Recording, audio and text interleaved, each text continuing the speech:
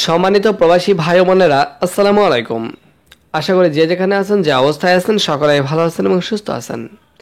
এই ভিডিওর মাধ্যমে চরম একটি দুঃসংবাদ দিতে যাচ্ছি।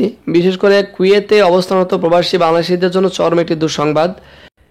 কুয়েত সরকার নতুন একটি নিয়ম চালু করতে যাচ্ছে, কুয়েতে প্রবাসীদের জন্য চালু করতে যাচ্ছে। আর এই নিয়মটি যদি চালু হয় তাহলে প্রবাসী শ্রমিকদের মধ্যে হাহাকার পড়ে যাবে।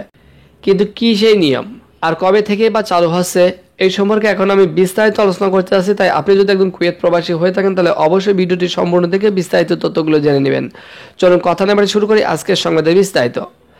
কুয়েতের প্রবাসী কর্মীদের জন্য দেশ ত্যাগে নতুন একটি নিয়ম চালু করতে যাচ্ছে দেশটির সরকার। 2025 সালের 1 জুলাই থেকে কার্যকর হতে যাচ্ছে এই বিধান, যার আওতায় বিদেশ ভ্রমণ বা দেশে ফেরার আগে কর্মীদের বাধ্যতামূলকভাবে নিয়োগকর্তার অনুমতি বা এক্সিট পারমিট নিতে হবে। কুয়েত সরকার মনে করছেন এই নিয়মের মাধ্যমে প্রবাসী শ্রমিক এবং নিয়োগকর্তা উভয়েরই অধিকার সুরক্ষিত থাকবে এবং অভিবাসন ব্যবস্থাপনায় আসবে শৃঙ্খলা ও স্বচ্ছতা। নতুন নির্দেশনা অনুযায়ী দেশ ত্যাগের অনুমতির জন্য অনলাইনে আবেদন করতে হবে। আবেদনপত্রে কর্মীর ব্যক্তিগত তথ্য, ভ্রমণের তারিখ এবং ব্যবহৃত পরিবহনের ধরন উল্লেখ করা বাধ্যতামূলক। অনুমতি ছাড়া দেশ ত্যাগ করলে নেওয়া হতে পারে প্রশাসনিক ব্যবস্থা। কুয়েতে অবস্থানরত অনেক প্রবাসী নতুন আইনকে ইতিবাচকভাবে দেখলেও অনেকেই বলছে এতে জরুরি ভিত্তিতে দেশে যাওয়া কঠিন হয়ে পড়বে।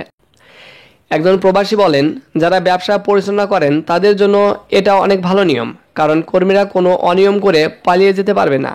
তবে আরেকজন মন্তব্য করেন, মালিক যদি দেশের বাইরে থাকেন বা যোগাযোগের সমস্যা হয় তাহলে জরুরি প্রয়োজনে দেশে ফিরতে আমাদের ভোগান্তি হবে।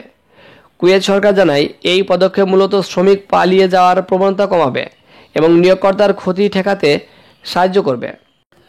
তবে কুয়েত সরকারের পক্ষ থেকে জানা গেছে যে নতুন এই নিয়মটি আসলে অভিবাসন ব্যবস্থাপনাকে আধুনিক এবং শক্তিশালী করাই এর মূল উদ্দেশ্য।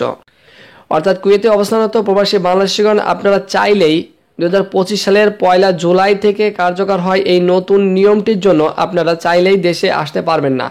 তাই অবশ্যই আপনারা আগে থেকে সচেতন হয়ে যান। সকলের সুস্থতা কামনা করে আজকের মতো সংবাদ এখানে শেষ করছি।